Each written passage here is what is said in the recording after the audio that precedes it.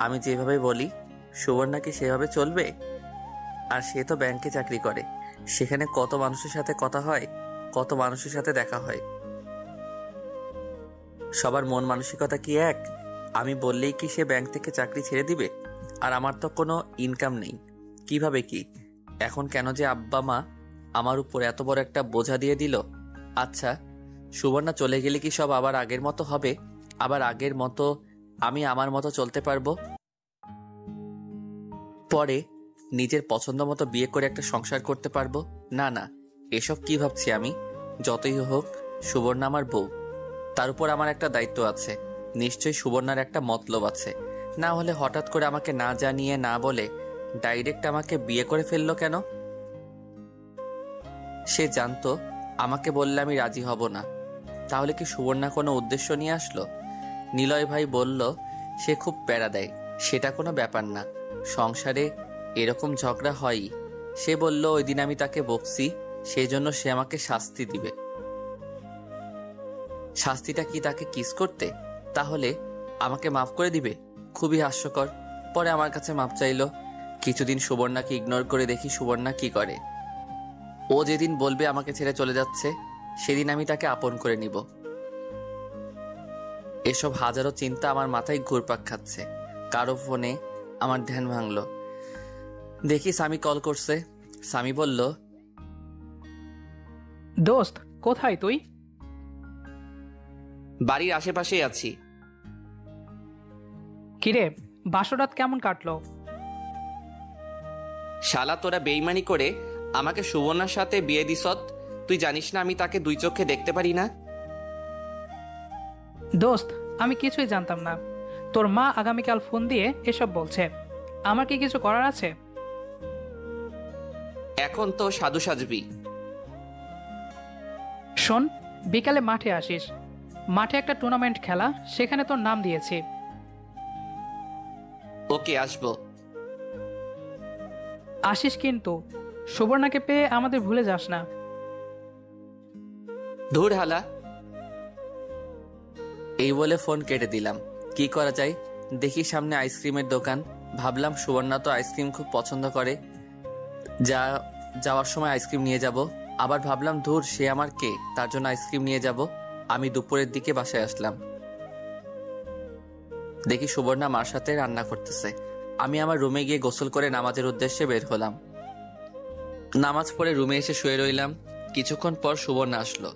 বলল, খেয়ে যা।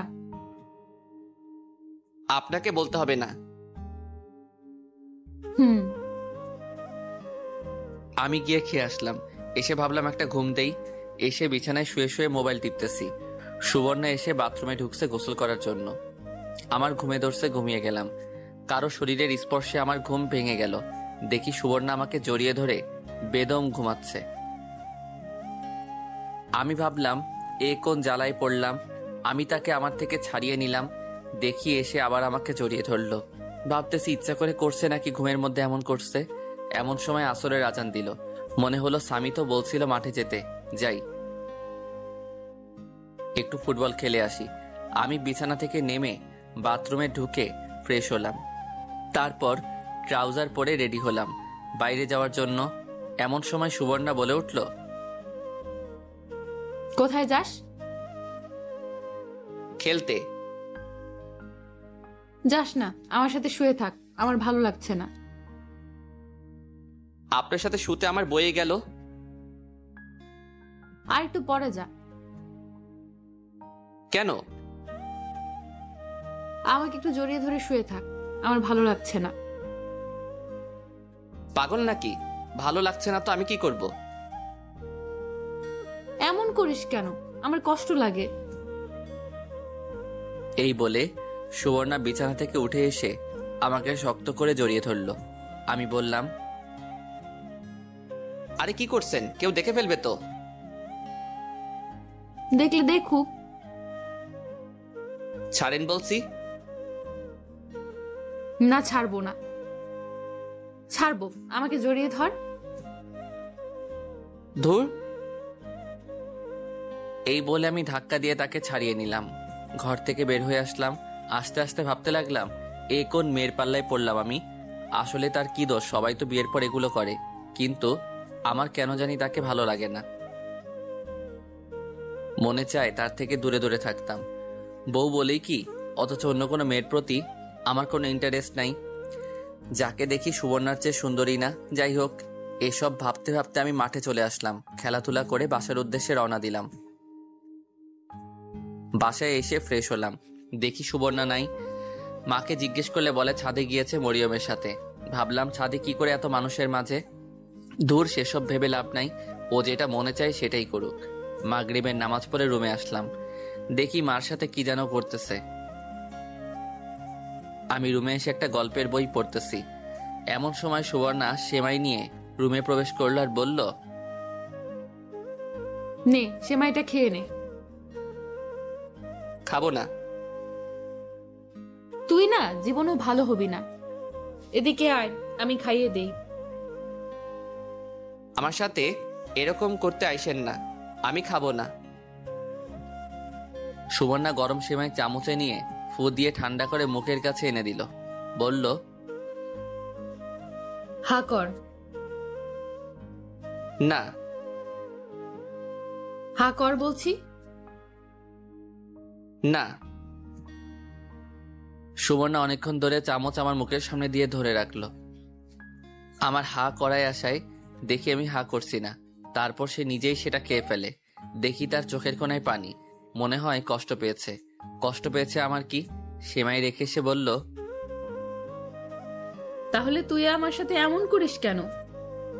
তোর কাছে তো আমি মাফ চাইছি। আমার আপনাকে ভালো লাগে না, প্লিজ আপু আপনি চলে যান, আমাকে একা থাকতে দিন। সাকিব, এমন কথা বলিস না, আমার অনেক কষ্ট লাগে। কোথায় কষ্ট লাগে আপনার? আমার মনে হয় আপনার পেটে কষ্ট লাগে। সাকিব, কি আপু? তুই এখনো আমাকে আপনি করে বলিস কেন? তুই করে বল, আমরা তো জামাই বউ। কিন্তু আমি তো বউ হিসেবে মানি না আপনাকে। এমন করলে কিন্তু আমি চলে যাব। যান, তাতে আমার কি? সত্যি কিন্তু আমি চলে যাব। যান, আপনি গেলে আমি বাঁচি। হঠাৎ দেখবি আমি একদিন চলে যাব। হঠাৎ কেন? এখনই চলে যান। সুবর্ণা কাঁদা শুরু করলো, কাঁদতে কাঁদতে শুয়ে রইল। আমিও না শোনার ভান করে বই পড়তেছি। সুবর্ণা বলল, আমি আগামীকাল থেকে ব্যাংকে যাব। যান। তোর কলেজ খুলবে কবে? জানি না। চল না কোথাও ঘুরতে যাই। আপনার সাথে আমি কোথাও যাব না। কেন? এমনি ভালো লাগে না। চল না যাই, দেখবি ভালো লাগবে। না, আমি কোথাও যাব না। ওকে। এই বলে সুবর্ণা বাইরে চলে গেল। কিছুক্ষণ পর এসে বলল খেয়ে যাইতে। আমি খেয়ে দিয়ে শুয়ে রইলাম, চোখে ঘুম আসতেছে। দেখি সুবর্ণা ঘরে ঢুকে দরজা বন্ধ করে দিল আর আমার পাশে এসে শুয়ে পড়ল। আমি বললাম, আমি আপনার সাথে শুবো না। প্লিজ সাকিব, এমন করিস না, শুধু আজকে রাতটা থাক। এক মুহূর্ত না। আমি বিছানা থেকে নামলাম, নেমে বালিশ নিচে দিয়ে শুয়ে রইলাম। সুবর্ণা উপরে শুয়ে রইল। আমি অনেকক্ষণ এদিক সেদিক করে তাকালাম, যাই আজকে রাতটা সুবর্ণার সাথে শুই। এইভাবে আমি সুবর্ণার পাশে শুয়ে পড়লাম, পিছন থেকে তাকে জড়িয়ে ধরলাম আর কানে কানে বললাম, শুধু আজকে রাতের জন্য। সুবর্ণা আমার দিকে ফিরল, ফিরে একটা মুচকি হাসি দিল আর আমাকে শক্ত করে জড়িয়ে ধরল। একটা পা আমার শরীরের উপর উঠিয়ে দিল। জানিস আমি কি চাই? আমি চাই শুধু তুই আমাকে এভাবে জড়িয়ে ধরে শুয়ে থাকবি। আমি আর কিচ্ছু চাই না। না, শুধু আজকে। ওকে। সুবর্ণা আমার মুখের দিকে তাকিয়ে আছে মায়া ভরা দৃষ্টিতে। সুবর্ণা একটা লেহেঙ্গা পরছে আর উপরে কি জানি পরছে, নাম জানি না। আর আমি বরাবরের মতো একটা শর্ট প্যান্ট আর একটা পাতলা গেঞ্জি। সুবর্ণা আমার বুকে তার মাথা রাখলো, দেখি তার ঠোঁট দুটো হালকা লিপস্টিক আছে। আমার কেন জানি ইচ্ছে করছে তার ঠোঁটে কিস করতে। আমি কিস করতে যাব, ভাবলাম একটু বেশি হয়ে যাচ্ছে না, এতটুকুই থাক। আমিও তাকে শক্ত করে জড়িয়ে ধরে ঘুমিয়ে পড়লাম। সকালে ঘুম থেকে উঠে দেখি সুবর্ণা পাশে নাই। আমি কিছুক্ষণ শুয়ে থাকলাম। একটু পর সুবর্ণা চা নিয়ে আসলো। আমি ফ্রেশ হয়ে চাটা খেয়ে গেলাম আব্বার কাছে। গেলাম ওই টাকার চেকটা নিয়ে। আমি আব্বার কাছে গিয়ে বললাম, এই নিন, সুবর্ণা আমাকে এই চেকটা দিয়েছে। যেহেতু চেকটা নিয়েছিস, টাকাগুলো তুলে এনে দে, আমার আবার ফ্ল্যাটের জন্য জমা দিতে হবে। ওকে। আমি রুমে এসে দেখি সুবর্ণা ব্যাংকে যাওয়ার জন্য রেডি হচ্ছে। আমি বললাম, আমিও তোমার সাথে যাব। কোথায়? ব্যাংক থেকে টাকাগুলো তোলার জন্য। ওকে। দেখি সুবর্ণা বোরকা পড়ছে, কিন্তু মুখে নেকাব নাই। আমি কিছু বললাম না, ভাবলাম ও যেভাবে মনে চাই চলুক, তাতে আমার কিছু যায় আসে না। দুজন এক রিকশায় গিয়ে উঠলাম। রিকশার মধ্যে সুবর্ণা আমার হাত ধরে রাখলো। ব্যাংকের সামনে এসে দুজন নেমে ব্যাংকের ভিতর প্রবেশ করলাম। সুবর্ণা গিয়ে সুবর্ণার চেয়ারে বসলো। আমাকে বলল চেকটা দিতে। আমি চেকটা দিয়ে দিলাম। কিছুক্ষণ পর টাকা নিয়ে আসলো। সুবর্ণা বলল, 3টার দিকে আয়সা আমাকে নিয়ে যাস। পারবো না। কেন পারবি না? এমনি। ওকে, তোর যা ইচ্ছা কর। আমি ব্যাংক থেকে চলে আসলাম। এসে আব্বার হাতে টাকাগুলো দিলাম। রুমে এসে শুয়ে শুয়ে বই পড়তেছি। সুবর্ণা এখন হাড়ে হাড়ে বুঝতে পারছে সাকিবের মতো না নিয়ে বিয়ে করে নিজের পায়ে কুড়াল মারছে। ভাবছিল বিয়ের পর সাকিব সুবর্ণার কথা মতো চলবে, কিন্তু এখন দেখা যাচ্ছে সুবর্ণা মাপচে কুল পাচ্ছে না। কি করলে সাকিব সুবর্ণার কথা মতো চলবে, সুবর্ণার মনের কথা বুঝবে, সুবর্ণার কষ্ট বুঝবে, সেটাই সুবর্ণা খুঁজে পাচ্ছে না। তার সাথে কথা বললে খালি বলে চলে যেতে। এই কথা বললে সুবর্ণার অনেক কষ্ট লাগে। সাকিব কি বোঝে না সুবর্ণার কষ্ট? মনে হয় বুঝে না বোঝার ভান করে। সুবর্ণার নিয়ত করলো সাকিব যতই কষ্ট দিক সাকিবকে ছেড়ে কোথাও যাবে না, কারণ সুবর্ণা সাকিবকে অনেক বেশি ভালোবাসে। সাকিব ভালোবাসে কিনা জানি না। সুবর্ণা এখন কাজে মন দিয়েছে। কিছুক্ষণ পর এক পিএস এসে বলে গেল স্যারের রুমে যেতে, মিটিং আছে। সুবর্ণা স্যারের রুমে গিয়ে দেখে কেউ নেই। সুবর্ণা ভাবলো আমার একা আবার কিসের মিটিং। অফিসে ঢুকে সালাম দিল। অফিসের স্যারটা খুব হ্যান্ডসাম। শুনছে বিয়ে হয়ে বলে ডিভোর্স হয়ে গেছে। সেসব দেখে লাভ নাই, কি জন্য ডাকছে সেটা শুনি। স্যার বলল, সুবর্ণা কেমন আছেন? জি স্যার, ভালো। তুমি বলে বিয়ে করেছো? জি স্যার। ছেলে কি করে? পড়াশোনা করে। ভালো। জি স্যার। কিছুদিন তো ছুটি কাটালেন, এখন কাজে মন দিন। জি স্যার। যাও, কাজে যাও। জি স্যার। সুবর্ণা স্যারের কাজ কারবার কিছুই বুঝলো না। কোনো দিন তো আমার ফ্যামিলি নিয়ে আর পার্সোনাল বিষয় নিয়ে জিজ্ঞাসা করছে না, আজ এসব প্রশ্ন। কিছুই বুঝলো না সুবর্ণা। যাই হোক, সুবর্ণা কাজে মন দিল। কাজ শেষ হলে ভাবছিল সাকিবকে ফোন দিল। অনেকক্ষণ পর ফোন ধরলো। কোথায় তুই? বাসায়। কেন? চল না কোথাও ঘুরতে যাই। আপনি এখন কোথায়? ব্যাংক থেকে বের হচ্ছি।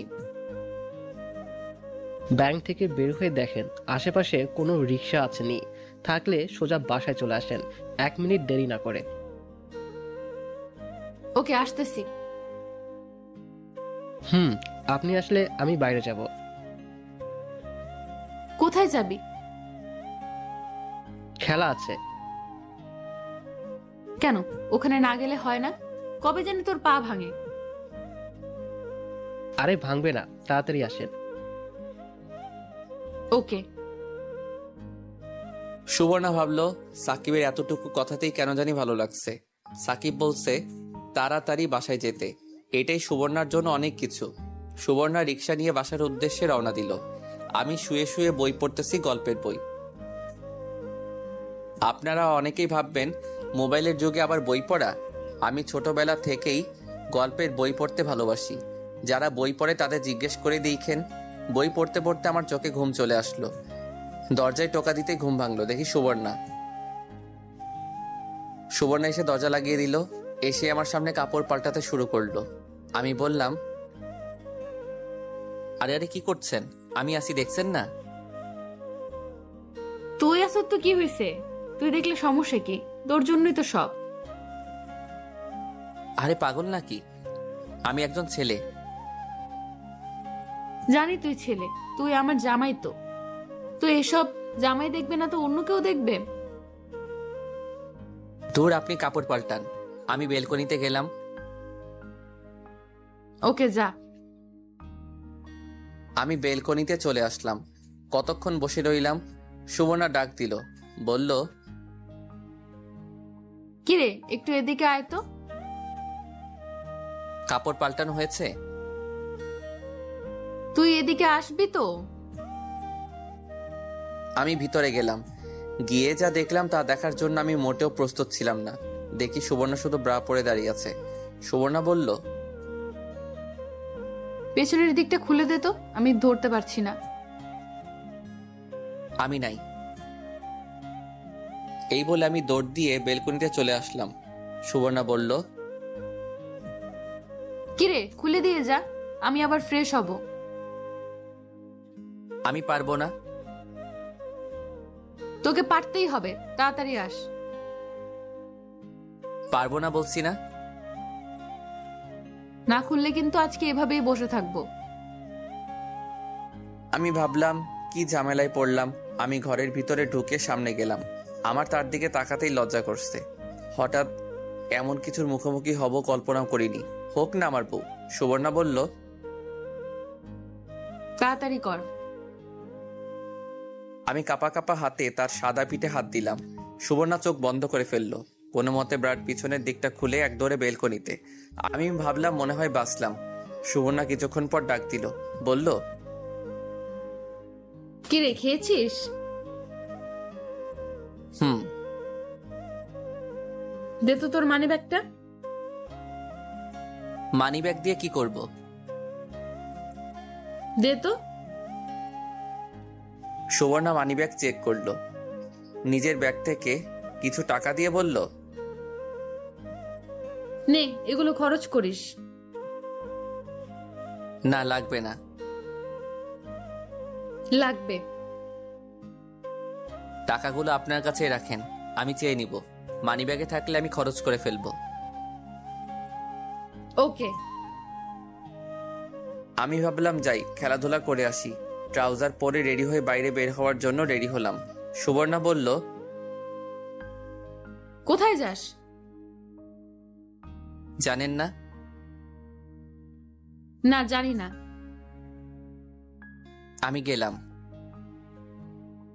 এই বলে আমি বের হয়ে চলে আসলাম। এইভাবে কিছুদিন চলে গেল। আমি পরে আর সুবর্ণার সাথে রাতে শুই নাই। সে অনেক রিকোয়েস্ট করছিল, আমিও বেশি তাকে পাত্তা দেই নাই। সুবর্ণা কেন জানি আগের মতো এত কথা বলে না। সেও তার মতো থাকে, আমিও আমার মতো থাকি। সেও তার কাজ করে, আমিও আমার কাজ আমি করি। একদিন আমি কলেজ থেকে সুবর্ণার ব্যাংকের সামনে দিয়ে আসছিলাম। কেন জানি মনে হলো ব্যাংক থেকে ঘুরে আসি, সুবর্ণাকেও দেখে আসি। আরও বলছিল ব্যাংক থেকে গিয়ে ক্রেডিট কার্ড আনতে। তাই ভেবে আমি ব্যাংকের ভিতর ঢুকে সুবর্ণার ডেস্কে আসলাম। দেখি ওর নাই। ব্যাপারটা কিছু বুঝলাম না। মনে হয় মিটিং করে। সেই ভেবে কিছুক্ষণ বসে রইলাম। অনেকক্ষণ হয়ে গেল আসছে না। আমি পাশের একজনকে জিজ্ঞেস করলাম, ভাই উনি কোথায় গিয়েছে? জানি না ভাই। কোথায় যেতে পারে আপনার মনে হয়? ইদানিং দেখতাছি বসের অফিসে বেশি যাই, সেখানেই যেতে পারে। ভাই আপনাদের বসের অফিসটা কোথায়? 3 তলায়। ধন্যবাদ ভাই। ওয়েলকাম। আমি 3 তলায় গিয়ে বসের রুম বের করলাম। দেখি সুবর্ণা স্যারের সাথে কথা বলতেছে, আর একটু পরপর সুবর্ণা আর স্যার একসাথে হাসি দিয়ে উঠতেছে। আমি কিছুই বুঝলাম না তারা দুজন একা একা কিসের মিটিং করে। আমি আবার ওই ভাইয়ের কাছে গেলাম, দেখি ও খুব ব্যস্ত। আমি বললাম, ভাই একটু কথা বলা যাবে? একটু দাঁড়ান ভাই। ওকে। এই ভাই কাজ শেষ করে বলল, জি ভাই বলেন। ভাই আপনার নাম কি? আমার নাম সাদিকুল। সাদিকুল ভাই, উনি কি সবসময় স্যারের রুমে মিটিং থাকে? ভাই অধিকাংশ সময় দেখি উনি স্যারের রুমে থাকে, তখন আমাদের কারো মিটিং থাকে না। তারপরে উনি স্যারের সাথে বসে কিসের কথা বলে জানি। ভাই আপনি কে? আপনি তার সম্পর্কে এত কিছু জিজ্ঞেস করছেন কেন? উনি আমার ওয়াইফ। ভাই আপনার সাথেই ওর বিয়ে হয়েছে। উনি এসে আমার সাথে হ্যান্ডশেক করলো। ভাই আমি এখন যাই, সুবর্ণা আসলে বইলেন। আমি আসছি। ওকে ভাই। আমি ব্যাংক থেকে বের হয়ে বাসায় চলে আসলাম। আমি ভাবতেছি সুবর্ণার অন্য কোনো মতলব আছে, না হলে কাজ বাদ দিয়ে তার বসের রুমে গিয়ে বসে থাকবে কেন? আর সারি বা কেমন? সুবর্ণার সাথে এত কথা কিসের? নিশ্চয়ই কোনো মতলব আছে। ভাবলাম সুবর্ণা আসলে জিজ্ঞেস করব, আবার ভাবলাম না, দেখি সুবর্ণা কি করে। সুবর্ণা এখন আর আগের মতো কেয়ার করে না। এখন কেন জানি তার থেকে বেশি আমার কষ্ট হয়। তার এমন চুপচাপ থাকা আমার কেন জানি ভালো লাগে না। কিছুক্ষণ পর সুবর্ণা বাসায় আসলো, ঘরে ঢুকে বলল, তুই বলে ব্যাংকে গিয়েছো? হুম। আসলে আমি একটা মিটিং এ ছিলাম, তুই ফোন দিতি। না থাক, ভাবলাম যদি তোমার মিটিং এ সমস্যা হয়। কি জন্য গিয়েছিলি?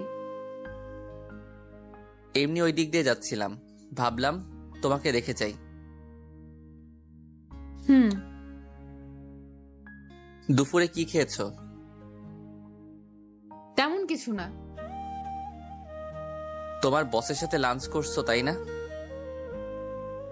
হুম। ভালো। এই নে তোর ভিসা কার্ড।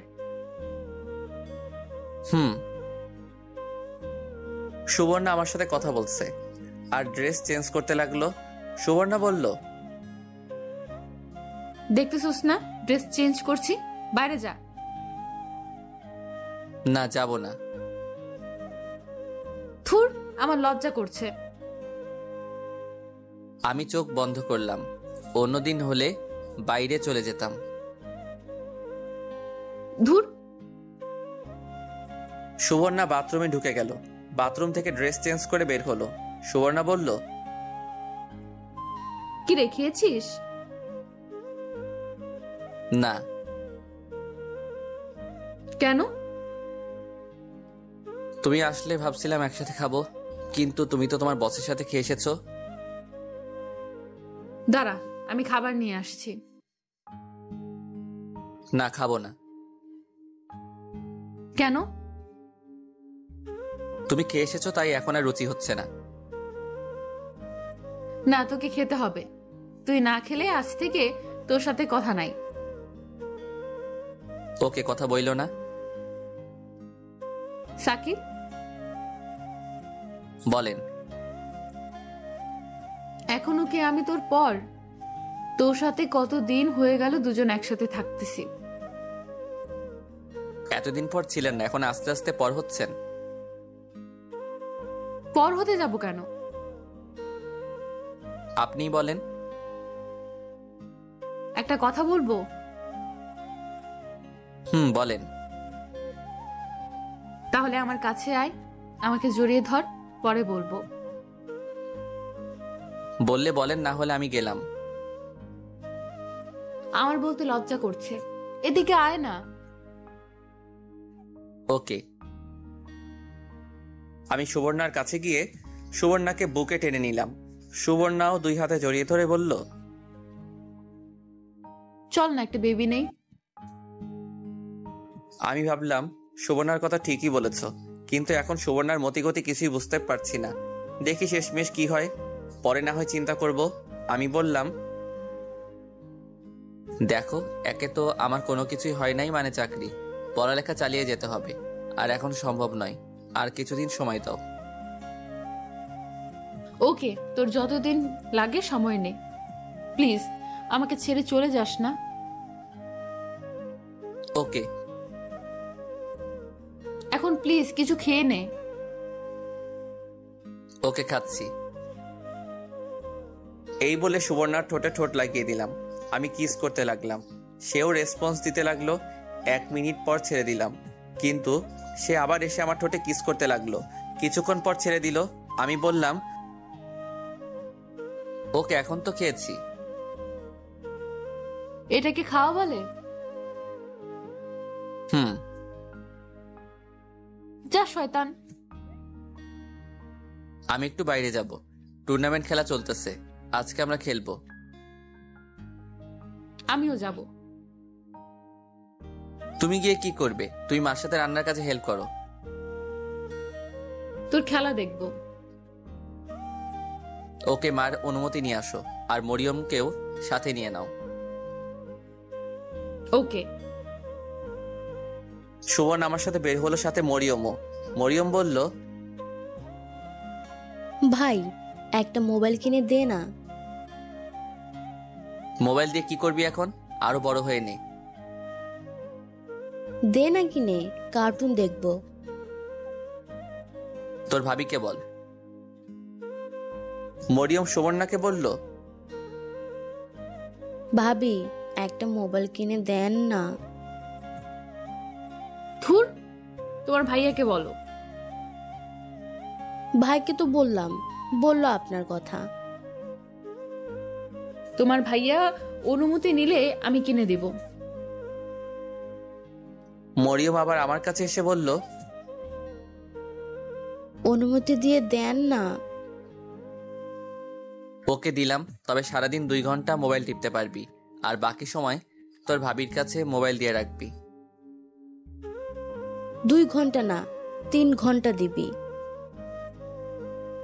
না, 2 ঘন্টা। মরিয়ম, তুমি এদিকে আসো। ভাই অনুমতি দিয়েছে, এখন কিনে দাও। আগামীকাল কিনে দেব। মরিয়ম খুশিতে নাচতে লাগলো। নাচস কেন? এটা রাস্তা না। আমি মাঠে আসলাম, এসে দেখি সামিও তার গার্লফ্রেন্ড নিয়ে আসলো। আমাদের দেখে সামি কাছে আসলো, বলল, ভাবি কেমন আছেন? ভালো। সামি, চল যাই মাঠে, তোমরা এখানে বসে খেলা দেখো। আমি আর সামি মাঠে আসতে আসতে জিজ্ঞেস করলাম, কিরে আর কয়দিন? দোস্ত সর্বোচ্চ 2টা মাস। আর কয়টা ম্যাচ খেলতে হবে? আরো 4টা ম্যাচ খেলতে হবে, 2টা জিতলে সেমিফাইনাল। তোর কি মনে হয় আর কয়দিন টুর্নামেন্ট চলবে? আরো 1 মাস তো লাগবেই। ওরে বাবা! আমি ছোট থেকেই ফুটবল খেলা পছন্দ করতাম। কলেজে ফুটবল টুর্নামেন্ট হলে ওইখানে আমি ছিলাম। সামি খুব ভালো খেলে। আমি মিডফিল্ডার, সামি স্ট্রাইকে থাকে। খেলার মাঝখানে বিপক্ষ দলের একজন আমাকে পায়ে বাড়ি দেয়, আমি পড়ে যাই। মোটামুটি ভালোই ব্যথা পাই। খেলা শেষের দিক দিয়ে ওই বিপক্ষ দলের ছেলেটাকে সামি গিয়ে বাড়ি দেয়। এর 1 মিনিট পরই খেলা শেষ, আমরা ম্যাচ জিতি 1-0। খেলা শেষ হলে দেখি সুবর্ণারা এখনো দাঁড়িয়ে আছে। আমি কাছে গেলে সুবর্ণা বলল, খেলার মাঝখানে দেখলাম তুই পড়ে গিয়েছো, ব্যথা পাইছো দেখি। আরে তেমন কিছু না, বাড়ি চলো। আমি হাঁটতে হাঁটতে বাড়ি আসলাম। এসে সুবর্ণা বলল, দেখি তোর পাটা। জানি সুবর্ণা দেখলে বকাঝকা করবে, সেজন্য দেখাতে চাচ্ছিলাম না। আরে কিছু হয় নাই। দেখাবি নাকি তোর মাকে গিয়ে বলবো? কিছু হয় নাই তো, কি গিয়ে বলবা? দেখাইলেই সমস্যা কি? ওকে দেখো। আমি ট্রাউজার উপরে তুলে দেখালাম, অনেকখানি জায়গা কালো হয়ে গেছে। সুবর্ণা বলল, জানতাম এরকম কিছু একটা হয়েছে। দেখছো, কালো হয়ে গেছে। তোরে এত করে বলি খেলার দরকার নেই, এখনো কি ছোট আছোস? হয়েছে, থাক আর বলতে হবে না। সুবর্ণা বরফ এনে সেখানে দিল আর বলল, সামনে থেকে আর খেলার দরকার নেই। না, খেলবো। তুই কি আর আমার কথা শুনবি? পরে আবার ব্যথা পাবি। চুপ করো না এখন। সুবর্ণা সুন্দর করে বরফ লাগিয়ে দিল। আমি গোসল করে পড়তে বসলাম। সুবর্ণা মার সাথে গিয়ে রান্নার কাজে হেল্প করতে লাগলো। একটু পর হালকা নাস্তা দিয়ে গেল। কিছুক্ষণ পড়ালেখা করে ভাবলাম বাইরে থেকে একটা সিগারেট খেয়ে আসি। সুবর্ণা আসলে বললাম, আমি একটু বাইরে থেকে ঘুরে আসি। এখন কোথাও যাওয়ার দরকার নেই, বসে বসে পড়। না, যাব। কেন এখন বাইরে যাবি? আমি একটা সিগারেট খাইতে। ধুর, তুই কি জীবনেও ভালো হবি না? না। এখন যদি যাস তাহলে তোর মার কাছে বলে দেব তুই সিগারেট খাস। বইল। এই বলে আমি বাইরে চলে আসলাম। আমি জানি সুবর্ণা বলবে না। আমি সিগারেট খেয়ে বাসায় আসলাম। আসার সময় মরিয়মের জন্য সুবর্ণার জন্য আইসক্রিম নিয়ে আসলাম। সুবর্ণা আইসক্রিম পেয়ে মহা খুশি, বলল, তাহলে এই ছিল তোর মনে? হুম। ভাত খেয়ে যা। আসতেছি। আমি খেয়ে দিয়ে রুমে এসে গল্পের বই পড়তেছি। আমি নিচে শুই বরাবরই মতোই আজকেও নিচে শুইলাম। সুবর্ণা এসে দেখে আমি নিচে শুয়ে আছি। সুবর্ণা বলল, কিরে আজকেও নিচে শুবি? কেন, আজকে কি কোনো স্পেশাল দিন নাকি? না, ওপরে শো। না। হয় তুই আমার সাথে ওপরে শো, নইলে আমি তোর সাথে নিচে শুব। আমি এটাই চাইছিলাম। তোমার যা ইচ্ছা করো। সুবর্ণা আমার পাশে বালিশ দিল আর গিয়ে কাপড় চেঞ্জ করলো। সুবর্ণা এতক্ষণ সালোয়ার কামিজ পরা ছিল, সেগুলো চেঞ্জ করে একটা লেহেঙ্গা আর হাতা কাটা গেঞ্জি পরলো। তাকে অনেক সুন্দরই লাগছিল। সুবর্ণা আমার পাশে শুয়ে পড়লো আর পিছন থেকে জড়িয়ে ধরলো আর আমার ঘাড়ে মাথা রাখলো। সুবর্ণা বলল, সাকিব, এদিকে ফির। কেন? আরে ফির না। ওকে। আমি সুবর্ণার দিকে ফিরলাম। সুবর্ণা আমার দিকে তাকিয়ে আছে। এভাবে তাকিয়ে আছো কেন? এমনি তোকে দেখতে ইচ্ছে করছে। কি? দাঁড়াও, দেখাচ্ছি মজা। এই বলে আমি সুবর্ণাকে কোলে তুলে নিলাম। সুবর্ণাও আমার গলায় ধরলো। আমি তাকে বিছানায় নিয়ে ফেললাম। আমিও তার পাশে শুয়ে পড়লাম। সুবর্ণাও আমাকে জড়িয়ে ধরলো। আমিও আমার সুবর্ণাকে জড়িয়ে ধরলাম এবং তার কপালে চুমু খেলাম। ভাবলাম, আসলে সুবর্ণা আমাকে সত্যি মনে হয় খুব ভালোবাসে আর আমি তাকে খুবই ভালোবাসি। এতদিন কি হয়েছে জানি না, এখন থেকে নিয়ত করলাম তাকে সবসময় আগলে রাখবো। সে আমার জন্য অনেক কষ্ট সহ্য করছে। এখন থেকে নিয়ত করলাম তাকে আর কোনো কষ্ট সহ্য করতে দিব না। তাকে আমি সত্যি অনেক ভালোবাসি। এসব কথা ভাবতে ভাবতে ঘুমিয়ে গেলাম। সুবর্ণা পড়ছে বিপদে। সুবর্ণার ব্যাংকের ম্যানেজার কারণে অকারণে অধিকাংশ সময় সুবর্ণাকে অফিসে বসিয়ে রাখে। এটা সেটা আজাইরা কথাবার্তা বলে আর মাঝে মাঝে এমন এমন জোকস বলে না, না হেসে থাকতেই পারে না সুবর্ণা। সুবর্ণা স্যারকে নাও বলতে পারে না। একদিন সুবর্ণার ম্যানেজার সুবর্ণাকে জিজ্ঞেস করলো, তোমার ওই পিচ্চি জামাই কি তোমাকে খুব ভালোবাসে? ওই সময় সাকিবের সাথে সুবর্ণার সময় খারাপ যাচ্ছিল, তাই সুবর্ণা বলল, ভালোবেসে স্যার। আমার মনে হয় ভালোবাসে না। আপনার এরকম মনে হয় কেন? দেখো, এসব আমরা পিছনে ফেলে এসেছি, সব বুঝি আমরা। যদি তোমার তাকে ভালো না লাগে তাহলে তুমি তাকে ছেড়ে দাও। সুবর্ণা তখন আর কিছু বলে নাই। বাড়িতে এসে আমার সাথে রান্নাঘরে কাজ করতেছে। আম্মা জিজ্ঞাসা করলো, মা, তুমি এরকম সব সময় মুখ গোমড়া করে থাকো কেন? তেমন কিছু না আম্মা। আমি সব বুঝি মা, জানি তোমার সাথে সাকিবের সময় ভালো যাচ্ছে না। মা, এখানে আমাদের কিছু করার নেই। একে তো আমরা তার অনুমতি ছাড়াই তোমাকে তার সাথে বিয়ে দিয়েছি।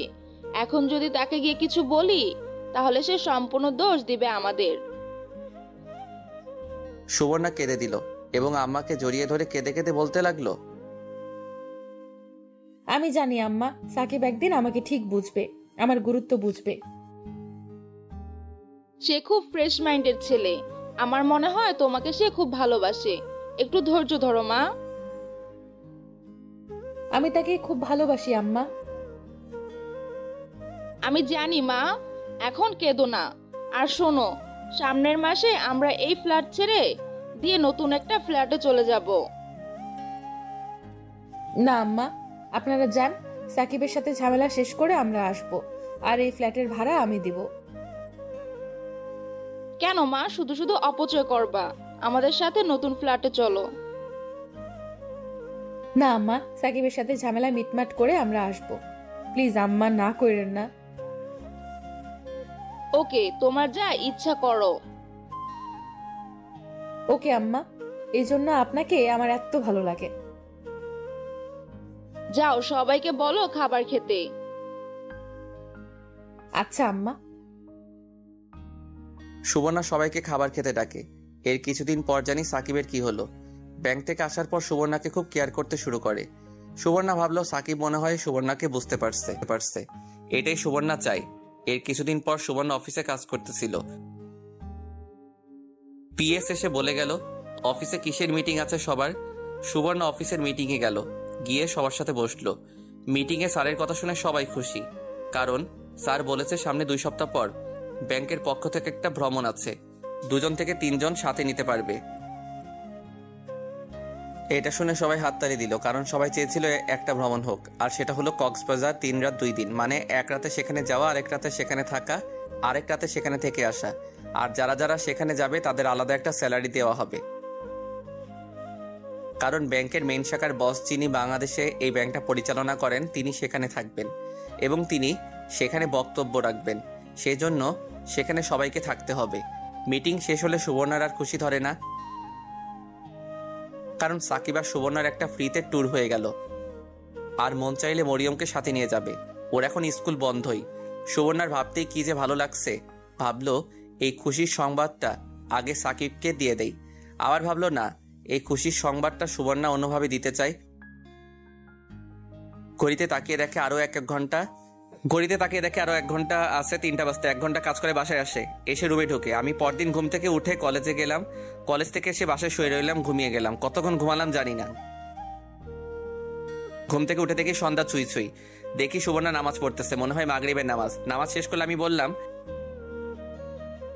আজান দিয়ে দিয়েছে। ফ্রেশ হয়ে নামাজ পড়ে নে। ওকে। আমি ফ্রেশ হয়ে নামাজ পড়ে পড়ার টেবিলে বসলাম। কিছুক্ষণ পড়লাম। সুবর্ণা মাথার চুল আঁচড়াচ্ছে। মাথার চুল আঁচড়ায় ঠোঁটে লিপস্টিক দিল। আমি অবাক হয়ে প্রশ্ন করলাম, এরকম সাজতেছো কেন?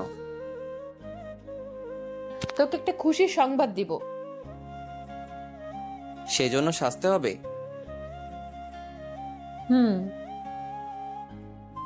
সুবর্ণা আমার পিছনে এসে আমাকে পিছন থেকে জড়িয়ে ধরলো আর গালে একটা চুমু দিল। বলো কি সুসংবাদ? তার আগে আমাকে একটা চুমু দে। আমি সুবর্ণার গালে চুমু দিলাম। এবার বলো। না, ঠোঁটে কিস কর। দূর, তুমি না দিন দিন। বল দিন দিন। আমি সুবর্ণাকে হাত ধরে সামনে আনলাম, এনে টেবিলের উপর বসালাম। আমি দাঁড়িয়ে সুবর্ণা 2 ঠোঁটে আমার ঠোঁট লাগিয়ে দিলাম। সুবর্ণাও রেসপন্স দিতে লাগলো। আমি একসময় সুবর্ণার কাপড়ের ভিতরে হাত ঢুকিয়ে ফেলি আর পিছন থেকে তাকে আদর করতে থাকি। কতক্ষণ গেল মনে নাই, কারো দরজায় টোকায় হুঁশ ফিরল। মরিয়ম ডাকতেছে। সুবর্ণা কাপড় ঠিক করে দরজা খুলে আমি পড়ায় মন দিলাম। মরিয়ম ভিতরে আসলো, বলল, ভাবি আমার মোবাইলটা কোথায়? ও, আমার একটুও মনে নাই। মনে তো থাকবেই না, আমি বলছি না। আরে মন খারাপ করতেছিস কেন? আমার মনে ছিল, ভাবলাম তুমি কেমন মোবাইল পছন্দ করো, তাই তোমাকে নিয়েই মোবাইল কিনবো। এখন কিনে দিন। এখন যা, আগামীকাল কিনে দিব। না এখন। আরে ঘামতেছো কেন? ওকে, তুমি গিয়ে রেডি হও, আমরা আসতেছি। ভাবি সত্যি বলতেছেন তো নাকি মজা করতেছেন? তুমি কি আমার কথা বিশ্বাস করো না? করি। তাহলে গিয়ে রেডি হও। ওকে। মরিয়ম চলে গেল। আমি বললাম, আগামীকাল গেলেও তো পারতা। শুধু শুধু মেয়েটাকে কষ্ট দিয়ে লাভ আছে? এখন কি আব্বা আম্মা বাইরে যেতে দিবে? চলো গিয়ে বলি, সাথে তাদেরকে নিয়ে নে, রাতে ডিনার করে আসি। ধুর না, তাহলে তোমার মা বাবাকেও বললো। এখন হঠাৎ করে ওরা বললেই কি আর যাবে? বলতে তো প্রবলেম নাই। আরে চল, আব্বা আমাকে রাজি করাই, পরে না হয় আমার বাবা মাকে বলিস। ওকে চলো। আমি আর সুবর্ণা গিয়ে মা বাবাকে বলে রাজি হয় নাই। পরে সুবর্ণার আব্বা আমার কথা বলে রাজি হয়েছে। সুবর্ণাও তার আব্বা আম্মার সাথে কথা বলে রাজি করাই। পরে দুই ফ্যামিলি একসাথে এক রেস্টুরেন্টে গিয়ে ডিনার করি। এই ফাঁকে মরিয়মের জন্য একটা মোবাইল কিনে সুবর্ণা। সবশেষে সবাই একসাথে বাড়ি আসি। রাতে ঘুমানোর সময় আমি বললাম, সুবর্ণা মোট কত টাকা খরচ হয়েছে? সেসব জেনে লাভ নেই। না, বলো। মরিয়মের জন্য মোবাইল কিনেছি 38,000 টাকা দিয়ে, আর রেস্টুরেন্টে খরচ হয়েছে 5,000 টাকা। একটু বেশি হয়ে গেল না? মরিয়মের জন্য এত দামি মোবাইল কেনার প্রয়োজন ছিল? মন খারাপ করতেছিস কেন? শোন, তোকে কিছু কথা বলি। শোন, আমার যা কিছু আছে সব তোর জন্য। আমার টাকা পয়সা সব তোর। তুই যেভাবে খরচ করতে মন চায় সেভাবে কর। আর আমার আর তোর মাধ্যমে যদি তোর বাবা মা আর আমার বাবা মা যদি খুশি হয়, এর চেয়ে বড় পাওয়ার কি আছে? শোন, তুই আমার থেকে যা চাস আমি তোকে তাই দিব। তার বিনিময়ে শুধু তুই আমাকে তোর মনে একটু জায়গা দে, একটু ভালোবাসতে দে, যেটা নিয়ে আমি সারা জীবন চলতে পারি। আমি সুবর্ণাকে কাছে টেনে এনে নিজের বুকে শুয়ে দিয়ে বললাম, আমিও তোমার থেকে কিছু চাই না। আমি চাই সুখে দুঃখে কষ্টের সময় তোমাকে যেন আমার পাশে চাই। এর মনের ভিতর তুমি আছো, তুমি থাকবা। আমরা কবে ভেবে নিব? আগে আমি উপার্জনের পথ বের করি, পরে তুমি চাকরি ছেড়ে দিবা। পরে তোমার কাজ হচ্ছে বেবির দেখাশোনা করা আর আমাকে ভালোবাসা। এখন কি তোকে ভালোবাসি না? সুবর্ণা কি যেন বলবা বলছিলা? 2 সপ্তাহ পর আমাদের ব্যাংক থেকে একটা ট্যুর হচ্ছে, সেখানে 2 থেকে 3 জন যাওয়া যাচ্ছে। সঠিক তারিখ বলো। সুবর্ণা তারিখ বললে আমি বললাম, আমার যাওয়া হবে না। কেন? কারণ ওই দিন আমাদের টুর্নামেন্টের ফাইনাল খেলা, আর আমাদের টিম ফাইনালে উঠেছে। খেলা রেখে ঘুরতে যাওয়া কোনোভাবেই সম্ভব নয়, আর এটা ফাইনাল খেলা, কোনোভাবেই মিস করা যাবে না। সুবর্ণার মনটা খারাপ হয়ে গেল। সেখানে গেলে আলাদা একটা স্যালারি দিবে। আচ্ছা দেখি সামির সাথে কথা বলে, সামি কি বলে। দেখ, তোরে ছাড়া ট্যুর আমার পানি, তার চেয়ে ভালো না যাওয়া। ওকে দেখি, সামির সাথে কথা বলে এখন হাসি দাও আর লাইট বন্ধ করে আসো। সুবর্ণা গিয়ে লাইট বন্ধ করে এসে আমার পাশে শুয়ে পড়ল এবং আমাকে জড়িয়ে ধরে বলল, সামনের সপ্তাহ মনে হয় তোর আব্বা আম্মা নতুন ফ্ল্যাটে চলে যাবে। কেন আমরা যাব না? না, আমরা এই ফ্ল্যাটে থাকবো দুজনে, ভাড়া আমি দিব, পরে কোনো এক সময় না হয় চলে যাব। তোমার শুধু অপচয়। এখন ঘুমা, আমাকে একটা চুমু দিয়ে। আমি সুবর্ণাকে চুমু দিয়ে ঘুমিয়ে গেলাম। এভাবে আস্তে আস্তে সুবর্ণা ভ্রমণের দিন চলে আসলো। আমি যেতে পারবো না, কারণ ফাইনাল খেলা সামি বলছে কোনোভাবেই মিস করা যাবে না। তাই সুবর্ণার সাথে মরিয়মকে পাঠাবো ঠিক করলাম, কিন্তু সুবর্ণা বলল তার ছোট বোনকে সাথে নিবে। আবার ভাবলাম এত দূরে একা দেওয়া ঠিক হবে কিনা, কিন্তু সে বলল খুব জরুরি। তাই ভাবলাম যাক, যেদিন রাতে ওরা যাবে পরদিন আমাদের ফাইনাল খেলা। আমার জন্য কি আর ফাইনাল খেলার ডেট পিছনে দিবে? আর এদিকে মরিয়ম আব্বা আম্মা নতুন ফ্ল্যাটে চলে গেল। ও চলে গেলে আমি একা হয়ে যাব। দূর একদিন কি হবে, এই কয়দিন তাকেও বেশি পাশে পাই নাই, কারণ তার ব্যাংকে খুব কাজ গেছে। সুবর্ণা যেদিন যাবে সেদিন দুপুরে আমার জন্য রান্না করছে। 2 দিন খাওয়ার জন্য আমি না করছি, বলছি বাইরে থেকে খেয়ে নিব। ও বলে শুধু শুধু বাইরে খেয়ে পেটের 12টা বাজাতে চাস? যাই হোক, আমি রান্নাঘরে গেলাম, গিয়ে বললাম, কেন শুধু শুধু রান্না করছো? আর তোমার সুন্দরী মুখটা লাল হয়ে যাচ্ছে। যা তো, এখন আমাকে রান্না করতে দে। ওকে, রান্না করে আসো। আমি ঘরে গিয়ে গোসল করলাম, গোসল করে শুয়ে রইলাম। একটু পরে সুবর্ণা আসলো। সে এসে গোসলখানায় ঢুকলো, গোসল করে বের হলো, একটা প্লাজো পরলো আর একটা কামিজ। আমি অবাক হয়ে তার রূপ দেখতে লাগলাম। একটু পর মাঠে যাব প্র্যাকটিস করতে। না গেলে হয় না? বুঝোই তো, আগামীকাল ফাইনাল খেলা। ভাবছিলাম তুমি থাকবা, কিন্তু তার হলো না। দেখ, এখানে আমার কিছু করার আছে? আমার জন্য কি তারা কি ডেট পিছিয়ে দিবে? তুই বললে না যাই? না থাক, যাও। গিয়ে কিন্তু পানিতে নামবে না, আর বেশি দূরে যাবে না। এখন বল শুধু, আমি আর তুই কবে ট্যুরে যাব? তুমি বলো। দেখি ব্যাংক থেকে কবে ছুটি পাওয়া যায়। তোমার বুকে ওড়না দাও না কেন? না, ওড়না দিব না। দাও, আমার চোখ শুধু তোমার ওই দুটোর দিকে যাচ্ছে। প্লিজ ওড়না দাও। দেখ, ভালো করে দেখ, এসব তো শুধু তোর। না, ওড়না দাও, আমার লজ্জা করছে।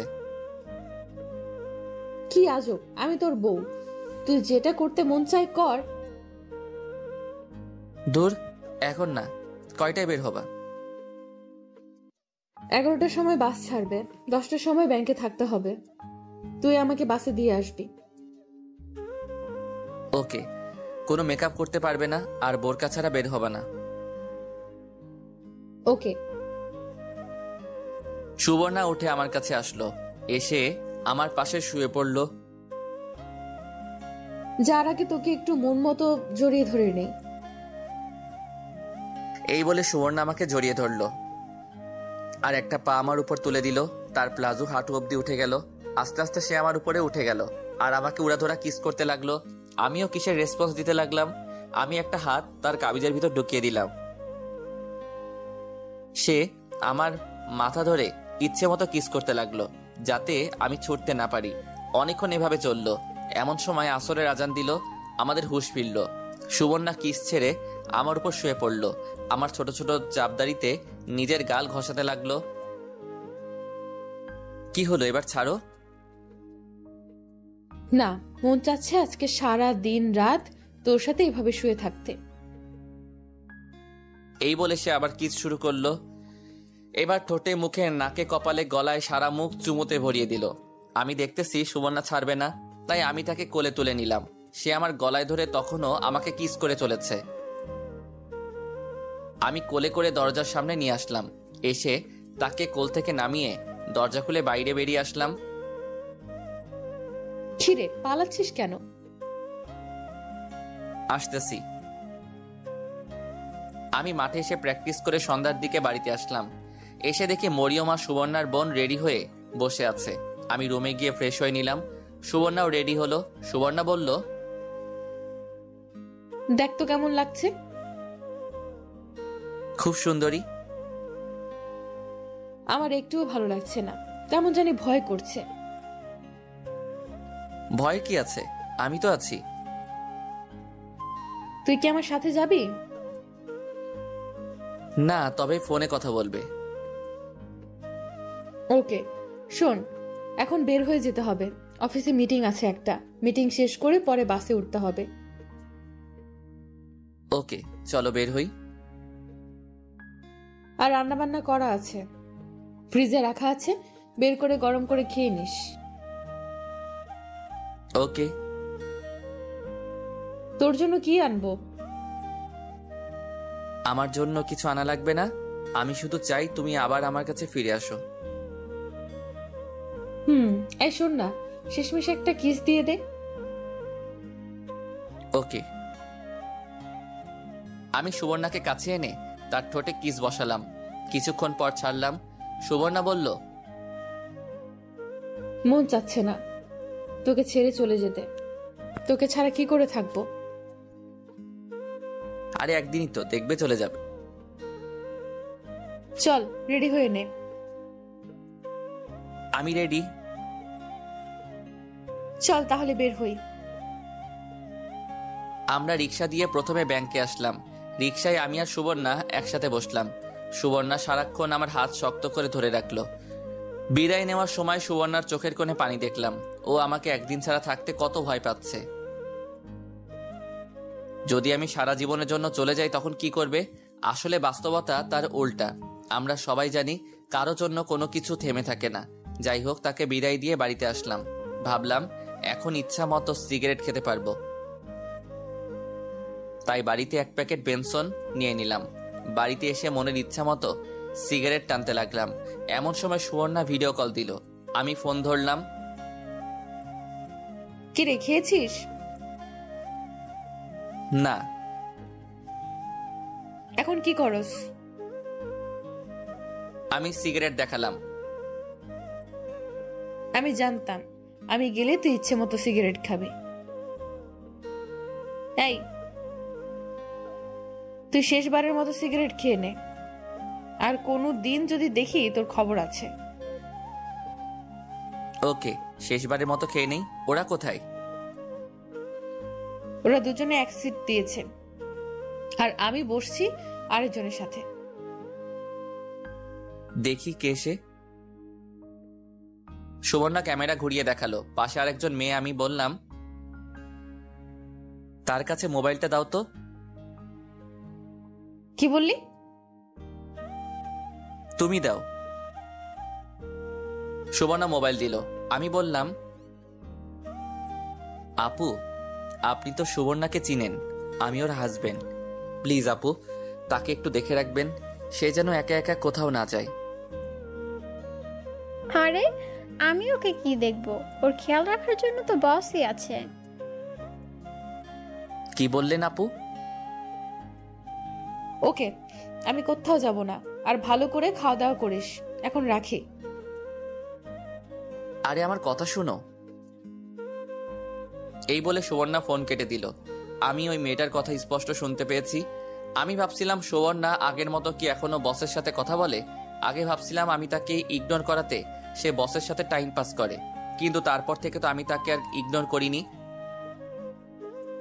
সুবর্ণা কি ইচ্ছে করে বসের সাথে আলাপ করে আমার যেদিন ফাইনাল খেলা সেদিন তাদের ট্যুর দিল, যাতে আমি না যেতে পারি আর তারা মনের মতো আনন্দ করতে পারে। কিন্তু সুবর্ণার আচার আচরণে তো সেরকম কিছু বোঝার উপায় নেই। তাহলে কি সুবর্ণা আমাকে ধোঁকা দিল? আমি বিশ্বাস করতে পারছি না। ভাবলাম এখন তাকে এসব বলে রাগারাগি করে লাভ নেই, পরে ওইখানে গিয়ে কোনো অঘটন ঘটাতে পারে। তার চেয়ে ভালো সে বাড়িতে আসুক, তারপর তাকে ঠান্ডা মাথায় জিজ্ঞেস করব। আমি আরেকটা সিগারেট খেলে মাথাটা একটু টেনশন মুক্ত হলো। পরে ঘুমিয়ে গেলাম। পরদিন সকালে সুবর্ণার সাথে একটু কথা বললাম।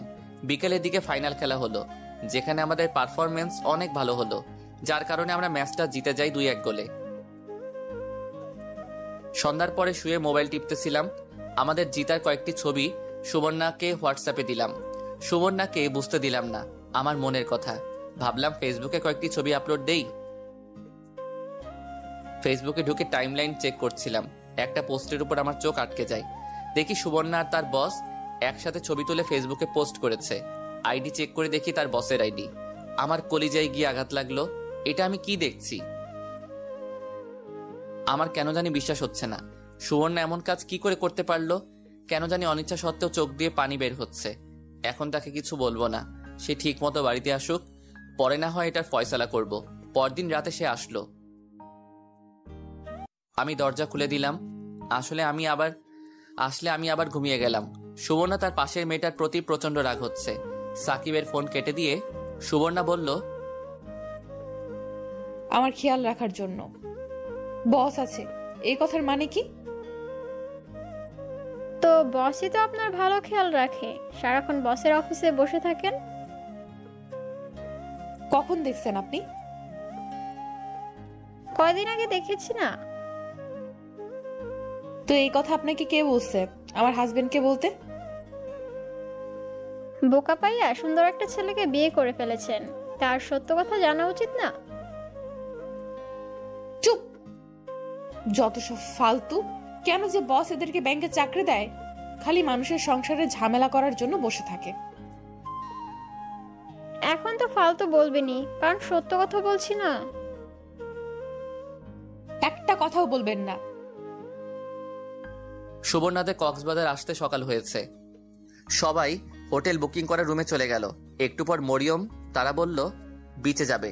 সুবর্ণা তাদের নিয়ে বিচে আসলো। বিচে তারা এসে অনেক খুশি। সুবর্ণা তাদের বলে দিল পানিতে না নামতে। একটু পর খেয়াল করলো তাদের অফিসের অনেকেই বিচে আসলো। অনেকেই তাদের ওয়াইফকে নিয়ে, আবার একা ছেলে মেয়ে নিয়ে। কে জানি সুবর্ণা বলে ডাক দিল। সুবর্ণা চেয়ে দেখে তার বস বলল, তোমার জামাই কোথায়? সে আসেনি। এমন একটা ট্যুরে তোমাকে সে একা আসতে দিল? স্যার, ও একটা টুর্নামেন্টের ফাইনাল খেলা আছে, সেজন্য আসেনি। সে তোমার হাজবেন্ড হয়, তার কাছে খেলা বড় নাকি তুমি বড়? তার আসা উচিত ছিল। আমার মনে হয় সে তোমাকে ভালোবাসে না। দেখো, সে এখনো ছোট, সে এখনো তোমার গুরুত্ব বোঝে না। প্রয়োজন ফুরিয়ে গেলে তোমাকে ছুঁড়ে ফেলে দিবে। না স্যার, ও এমন না। চলো এদিকটাই যাই। চলো একটা ছবি তুলি। বস বলাতে সুবর্ণা না করতে পারলো না। বস ছবি তুললো তার মোবাইল দিয়ে। আমি তোমাকে কিছু বলতে চাই। জি স্যার, বলেন। দেখো, তোমার পিচ্চি হাজবেন্ড তোমাকে না ভালোবাসে না তোমাকে কেয়ার করে। প্রয়োজন শেষে তোমাকে ছেড়ে অন্য কোনো মেয়ের সাথে দেখবে চলে যাবে। তার চেয়ে ভালো সময় থাকতে সাবধান হও। স্যার, বুঝলাম না। তার চেয়ে ভালো সময় থাকতে সাবধান হও। মানে যদি তুমি তোমার হাজবেন্ডকে ভালো না লাগে তাহলে আমি আছি, তুমি আমার কাছে আসতে পারো। বসের মুখ থেকে এমন কথা বের হবে সুবর্ণা কল্পনাও করেনি। কি নিচু মনের মানুষ! দেখতেছে আমার জামাই আছে, তারপরেও কি বেহায়ের মতো প্রস্তাব দেয়। আর সাকিবকে ছাড়া সুবর্ণা কিছুই কল্পনা করতে পারে না। সাকিবই সুবর্ণার সব। সুবর্ণার চুপচাপ দেখে বস বলল, তোমাকে আমি চাপ দিচ্ছি না, আজকে ভালোভাবে চিন্তা করে আমাকে জানাও। ওকে, আমি যাই। এই বলে বস চলে গেল। সারাদিন এদিক সেদিক ঘুরে চলে গেল। পরদিন আবার বসের সাথে হোটেলে দেখা। বস বলল, তো সুবর্ণা, কি চিন্তা ভাবনা করলা? সুবর্ণা কোনো দ্বিধা ছাড়াই বলতে লাগলো, না স্যার, আমি তাকে ছাড়তে পারবো না। তাকে ছাড়া আমি কিছুই কল্পনা করতে পারি না। সাকিবের জন্য আমি সব দিয়ে দিব। সে যদি আমাকে ব্যবহার করে ফেলে দেয় তাহলে সেটা ভেবে নিব আমার কপাল ভালো না। বাঁচলে তার জন্য বাঁচবো, মরলে তার জন্যই মরবো। সাকিবকে আমি ভালোবাসি স্যার, তাকে ছাড়া আমি থাকতে পারবো না। Sorry sir. ভেবে চিন্তে বলছো তো? জি স্যার, আমি তার স্ত্রী আর আমি তাকে খুব ভালোবাসি। এখন না বুঝলে সে কয়েকদিন পর সে ঠিকই বুঝবে। তোমার তোমার এই একটাই দোষ, তুমি মানুষকে অন্ধের মতো বিশ্বাস করো। নিলয়কে বিশ্বাস করেছিলে না? সে তোমাকে কি দিয়েছে? উল্টা তোমার জীবন থেকে 5টি বছর কেড়ে নিল। বুঝবা একদিন, ঠিকই বুঝবা।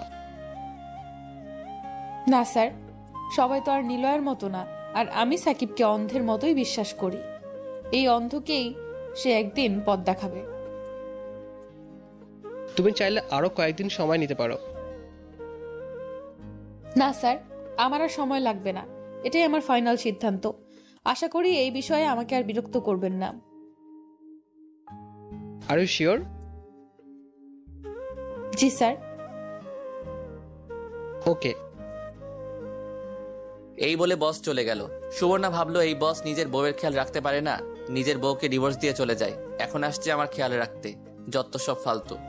রাতে তাদের বাস ছাড়ে। বাসায় আসতে আসতে অনেক রাত হলো। এসে দরজায় টোকা দিল। সাকিব দরজা খুলে দিল। সাকিব কিছু না বলে আবার ঘুমিয়ে গেল। সুবর্ণাও ফ্রেশ হয়ে সাকিবের পাশে শুয়ে পড়ল। সকালে ঘুম থেকে উঠে দেখি সুবর্ণা আমাকে জড়িয়ে ধরে দিব্যি ঘুমাচ্ছে। আমার তার মুখের দিকে তাকালাম। ভাবলাম নিষ্পাপ মুখ, মিথ্যা বলতে পারে না। ভাবলাম এখন ঘুমাক, পরে জিজ্ঞেস করব। আমি গিয়ে ফ্রেশ হয়ে নাস্তা রেডি করলাম। পরে সুবর্ণাকে ডাক দিলাম নাস্তা করতে। সুবর্ণা উঠে ফ্রেশ হয়ে নাস্তার টেবিলে আসলো। আমার শরীর তো রাগে গজগজ করতেছে। পরপুরুষের সঙ্গে রাত কাটিয়ে এসে আমার পাশে শুয়ে ঘুমালো, আর আমি তাকে নাস্তা বানিয়ে খাওয়াচ্ছি। আমার মুখের এমন অবস্থা দেখে সুবর্ণা বলল, কিরে, তুই মুখ এরকম গোমড়া করে রাখছিস কেন?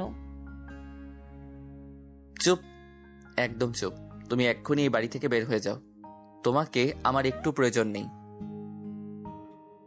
আমি মোবাইল থেকে ছবি বের করে সুবর্ণাকে দেখালাম। তুই আমার কথা শোন। তোমার কথা আমি বিন্দু পরিমাণ বিশ্বাস করি না। আমি আগেও দেখছিলাম তোমার সাথে তোমার বসের খুব ভাব, কিন্তু আমি ভাবছিলাম সেটা আমার ব্যর্থতা। আমি তোমাকে ভালোবাসতে পারিনি। তখন ঠিক করেছিলাম তোমাকে আর কষ্ট দিব না। এরপর থেকে তুমিই বলো আমি তোমার কথার অবাধ্য হয়েছি।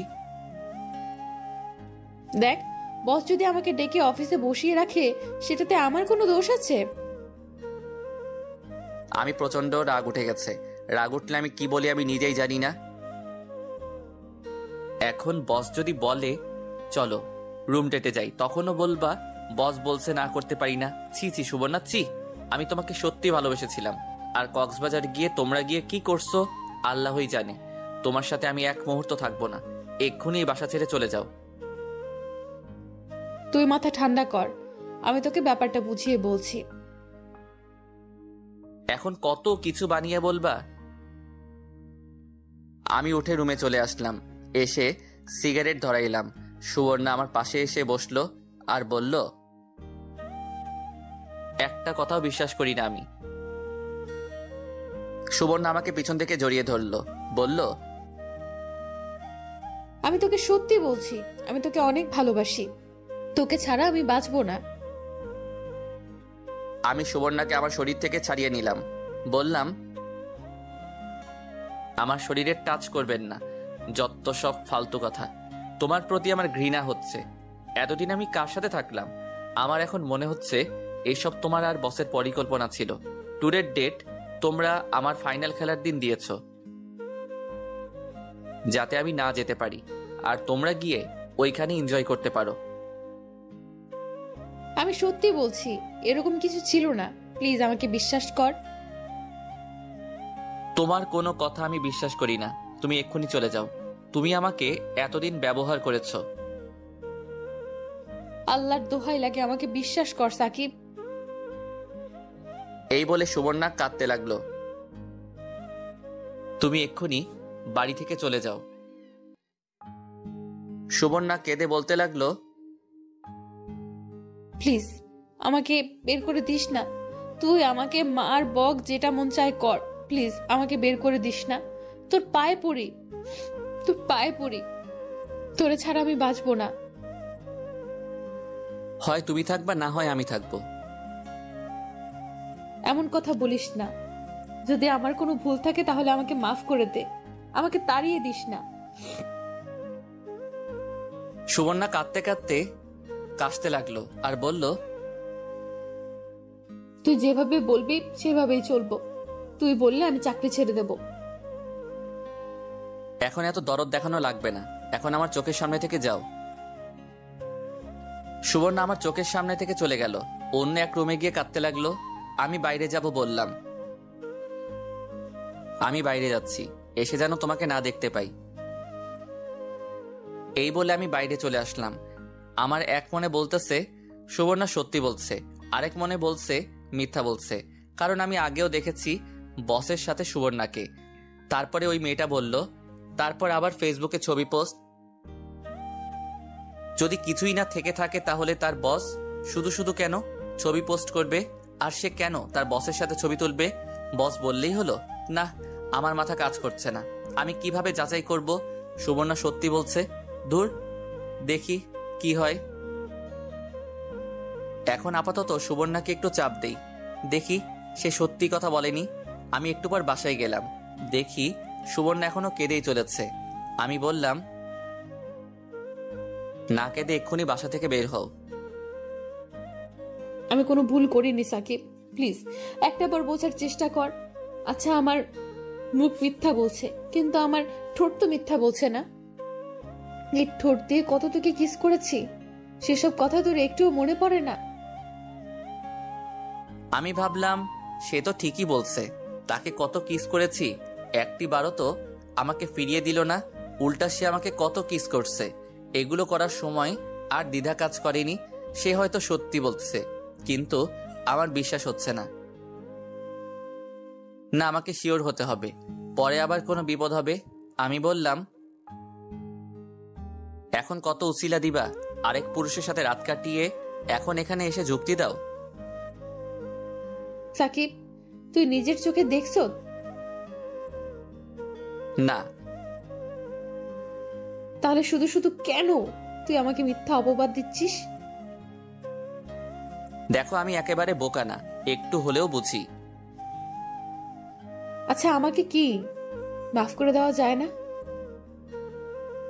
তুমি যে অপরাধ করছো তার একমাত্র উপায় হচ্ছে তোমাকে ডিভোর্স দিয়ে দেওয়া। সাকিব, এমন কথা মুখে আনিস না। তোরে ছাড়া আমি কিছুতেই ভাবতে পারি না। যখন অন্য কোনো পুরুষের সঙ্গে যাও তখন আমার কথা মনে থাকে না? এবার কিন্তু বেশি বাড়াবাড়ি হয়ে যাচ্ছে। উচিত কথা বলছি না? বাড়াবাড়ি তো হবেই।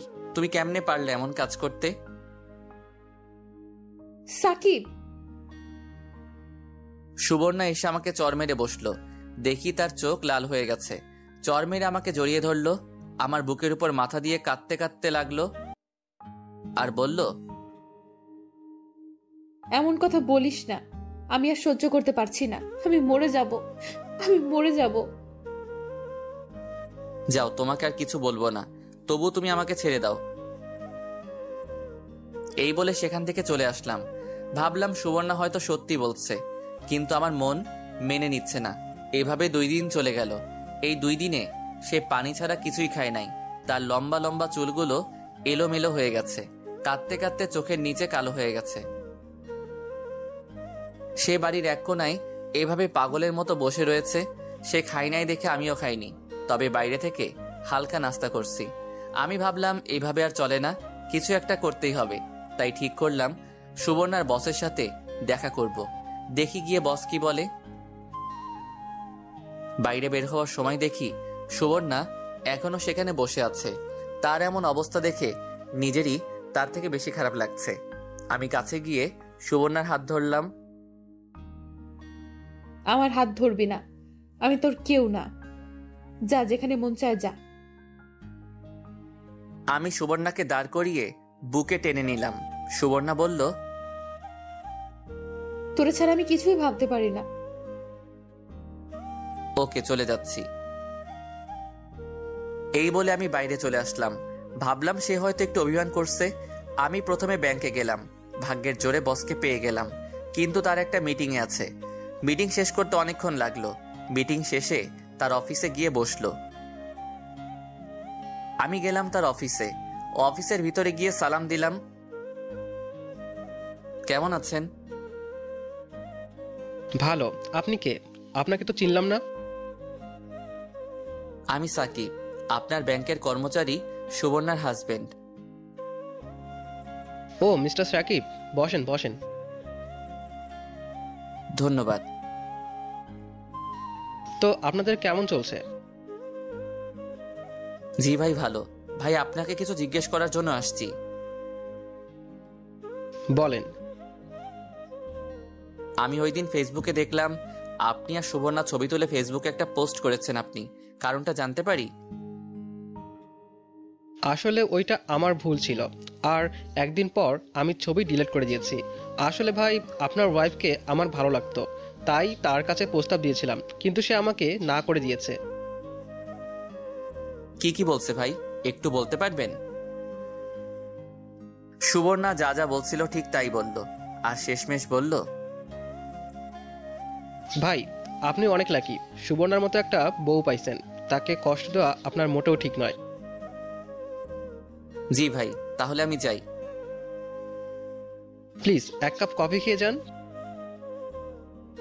আরেক দিন ভাই। এই বলে আমি বাসায় চলে আসলাম। এসে পুরো ঘর সুবর্ণাকে খুঁজলাম, কোথাও নেই। আমার ভিতর ভয় ঢুকে গেছে। কোথায় গেল? ঘরে ঢুকে দেখি মোবাইল, কাপড় চোপড় সব আছে। তাহলে গেল কোথায়? পাশের বাড়ির ছাদে দেখি সুবর্ণার বোন। আমি তাকে জিজ্ঞেস করলাম সুবর্ণা তাদের বাসায় গিয়েছে কিনা। সে বলল না। তাহলে কি আমাদের বাসার ছাদে? যাই, ছাদে যাই। এমন সময় সুবর্ণা ঘরে ঢুকলো। আমার যেমন আত্মা ফিরে আসলো। সুবর্ণাকে দেখে বললাম, কোথায় গিয়েছিলা? তোরে বলতে যাব কেন? বলো না। না, বলবো না। সুবর্ণা আবার আগের জায়গায় গিয়ে চুপচাপ বসে রইল। তখন একেবারে পাগলির মতো লাগছিল। চুলগুলো এলোমেলো, ফোলা ফোলা গাল, নাকে দুল নেই, কানে নেই, হাতেও নাই, যেমন একেবারে বিধবা হয়ে গেছে। কোনায় বসে মাথা নিচু করে দিয়ে বসে রয়েছে। আমি দরজা লাগালাম, তার কাছে গেলাম, গিয়ে তার হাত ধরলাম। সুবর্ণা আমার হাত থেকে তার হাত ছুটিয়ে নিল। আমি তার দুই পা ধরে আর পিঠে ধরে পাজা কোলা করে কোলে তুলে নিলাম। সুবর্ণা আমাকে মারতে লাগলো আর বলতে লাগলো, ছাড় আমাকে কুত্তা, ছাড় আমাকে কুত্তা, তুই বেরিয়ে যাই বাসা থেকে। যাব না, এখন যা, তোর আর এই বাসায় জায়গা নেই। আমি সুবর্ণাকে আমার বিছানায় এনে ফেললাম। তখনও সে আমাকে মারতে লাগলো। আমি তার হাত দুইটা ধরে তার ঠোঁটে আমার ঠোঁট লাগিয়ে দিলাম, কিন্তু সে কোনো রেসপন্স করছে না। কিন্তু আমি করেই যাচ্ছি। একটু পর সে রেসপন্স করতে লাগলো। সুবর্ণা আমাকে একটু ছাড় দিচ্ছে না, প্রতিটা মুহূর্ত কাজে লাগাচ্ছে। সুবর্ণা এক সময় আমার গেঞ্জি খুলে ফেললো। আমি আগে তার কামিজ খুলে ফেলেছিলাম। আমি কিস করতে করতে এক সময় তার ঘাড়ে, কানে কিস করতে লাগলাম। আমি আস্তে আস্তে নিচে নামলাম। যখন তার নাভিতে চুমু দিলাম, তখন সুবর্ণা চিৎকার দিয়ে উঠল। এইভাবে দীর্ঘ 1 ঘন্টা পর আমরা দুজন শান্ত হলাম। তখন সুবর্ণা আমার বুকের উপর শুয়ে রয়েছে, কারোর শরীরে একটু কাপড় নেই। সুখে সুবর্ণার চোখ দিয়ে পানি বের হয়ে পড়ল। সেই সুখে সুবর্ণা এখন আমাকে কিস করে চলছে। আমি উঠে বাথরুমে যাব। সুবর্ণা বলল, কোথায় যাস? আমাকে নিয়ে যা। আমি সুবর্ণাকে কোলে করে বাথরুমে নিয়ে গেলাম। দুজন একসাথে গোসল করে বের হলাম। আমি বেলকনিতে বসে গল্পের বই পড়তেছি। একটু পর সুবর্ণা বলল, খেয়ে যা। আমি সুবর্ণার দিকে অবাক হয়ে তাকিয়ে রইলাম। দেখি সুবর্ণা শাড়ি পরেছে। শাড়ি পরলে তাকে যে এত সুন্দরী দেখাবে আগে জানতাম না। যদি আগে জানতাম তাহলে সারাক্ষণ শাড়ি পরিয়ে বসিয়ে রাখতাম। দুজনে একসাথে খাওয়া দাওয়া করলাম। সন্ধ্যার সময় বসে পড়তেছি। সুবর্ণা এসে বলল, আগামীকাল ব্যাংক খোলা। ব্যাংক খোলা যাবে, কিন্তু কিন্তু কি? বোরকা পরে মুখে মেকআপ দিয়ে সাধারণ মহিলার মতো যাইবা। আর যদি তোমার বস অকারণে তোমাকে ব্যাংকে বসিয়ে আজে বাজে কথা বলে, তাহলে আমাকে বলবা। সুবর্ণা আমাকে পিছন থেকে জড়িয়ে ধরে বলল, তুই যেভাবে বলবি সেভাবেই যাব। লক্ষ্মী সোনা। রাতের খাবার খেয়ে যা, আজকে একটু আগে শুভ। ওকে। আমি আর সুবর্ণা একসাথে খাওয়া দাওয়া করলাম। খেয়ে সুবর্ণা বিছানায় শুয়ে পড়লো। আমি বই নিয়ে ঘাটাঘাটি করতেছি। একটু পর সুবর্ণা বলল, হয়েছে তো, এখন ঘুমা। আমি লাইট বন্ধ করে সুবর্ণার পাশে শুয়ে পড়লাম। সুবর্ণা আমাকে জড়িয়ে ধরলো, জড়িয়ে ধরে আমাকে কিস করা শুরু করলো। আমিও করতে থাকলাম। এইভাবে অনেকক্ষণ চলল। দুজন শান্ত হয়ে জড়িয়ে ধরে শুয়ে রইলাম। আমি বললাম, আমি তোমাকে অনেক কষ্ট দিয়েছি, আমার প্রতি তোমার কোনো রাগ আছে? থাকলে বলো। তোর প্রতি আমার কোনো রাগ নেই। প্রতিদিন রাতে এই কিছুক্ষণের জন্য তোকে পাইলে চলবে আমার, এতেই আমি খুশি, আর কিছু চাই না আমি।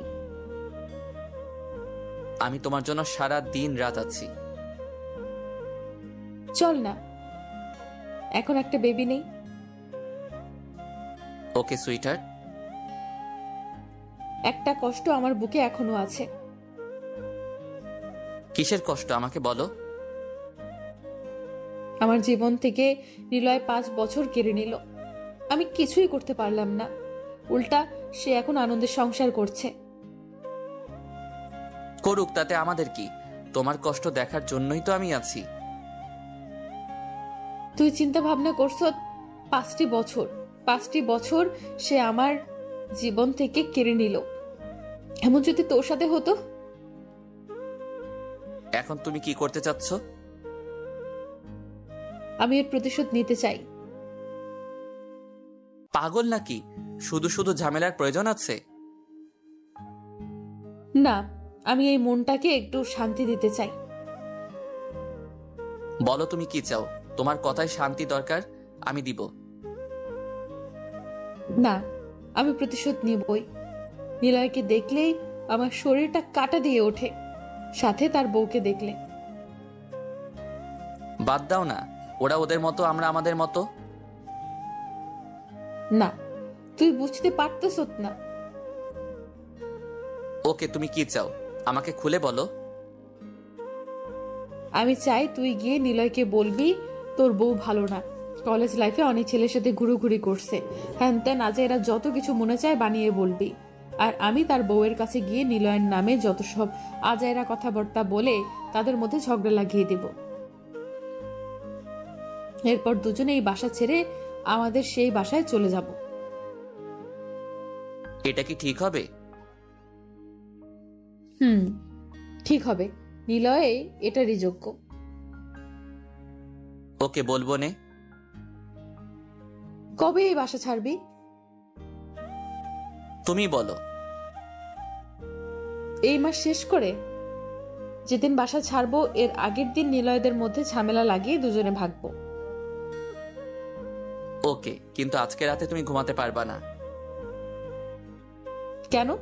এই না না, আমার সত্যিই ঘুম ধরছে। রাখো তোমার ঘুম। এই বলে আমি সুবর্ণার উপর উঠে গেলাম, কিস করতে লাগলাম। ওই দিন রাতে সুবর্ণা ঘুমাতে পারে নাই আমার জ্বালায়। সকালে ঘুম থেকে উঠে আমাকে মারবে নাকি কাঁদবে নাকি হাসবে কিছুই বুঝতে পারছে না। অবশেষে আমাকে মারতে লাগলো। আমি তাকে কোলে তুলে নিলাম, নিয়ে তাকে দেয়ালে ঠেস দিয়ে দাঁড়ালাম, আবার কিস করতে লাগলাম। সুবর্ণা বলল, ছাড়বি আমাকে? আজকে ব্যাংক থেকে ছুটি নাও না। বস ছুটি দিবে না। ট্রাই করে দেখো না। নে, তোর ফোন দিয়ে বল আমার শরীর ভালো না। আমি তার বসকে ফোন দিলাম। কেমন আছেন ভাই? আমি সুবর্ণার হাজবেন্ড। জি ভালো, আপনি কেমন আছেন? আমি তো ভালো, কিন্তু সুবর্ণার শরীরটা ভালো না। ওর খুব বমি বমি ভাব আর জ্বর। তার কি আজকে ছুটি দেওয়া যাইবে? তাকে মোবাইলটা দেন। সে এখন ঘুমাচ্ছে। ওকে, আগামীকাল যেন সঠিক টাইমে চলে আসে। ওকে। সুবর্ণা ছুটি পেয়ে নাচতে লাগলো এবং লাফ দিয়ে কোলে উঠে গেল। আমি টাল সামলাতে না পেরে বিছানায় পড়ে গেলাম। সেখানে আমাকে পাগলের মতো কিস করতে শুরু করলো। ওই দিন আমি তার জ্বালায় ঘুমাতে পারিনি। এইভাবে মাসের শেষে চলে আসলো। এই কয়েকটা দিন আমরা খুব মজা করেছি। সুবর্ণা শিখিয়ে দিল নিলয় ভাইকে গিয়ে কি কি বলতে হবে। আমি নিচে গিয়ে নিলয় ভাইয়ের জন্য অপেক্ষা করছিলাম। একটু পর নিলয় ভাই আসলো। আমি বললাম, ভাই একটু কথা বলা যাবে? বলো। আপনার বউয়ের নাম সোনিয়া না? আপনার বউ ওই দিন আমার সামনে পড়ছিল। আপনার বউকে দেখে আমার পুরনো দিনের কথা মনে পড়ে গেছে। মানে কি? ভাই, এই বাসায় আসার আগে আমি এই কলেজে পড়তাম। ওই কলেজে সোনিয়া পড়তো। তো হয়েছেটা কি? ভাই, ওর নামে কলেজে অনেক সুনাম ছিল। সুনাম থাকতেই পারে, ও খুব ভালো ছাত্রী ছিল। কে বলেছে আপনাকে? একদম বাজে ছাত্রী ছিল, আর 1 নাম্বারের বদমাইশ ছিল। কত ছেলে যে তার জন্য কলেজ ছাড়ছে হিসেব নেই, আর কত ছেলের সাথে যে রুম ডেটে গিয়েছে তারও কোনো হিসেব নাই। পরীক্ষার আগে স্যারদেরকে ভয় দেখিয়ে প্রশ্ন নিয়ে ভালো রেজাল্ট করত। তার আগের কথাগুলো মনে হলে আমার শরীর কাঁটা দিয়ে ওঠে। যত সব ফালতু কথা। ভাই, বুঝবেন এক সময়। জানি, তুমি এখন যাও তো। আমি চলে আসলাম। বাসায় এসে সুবর্ণাকে সব বললাম।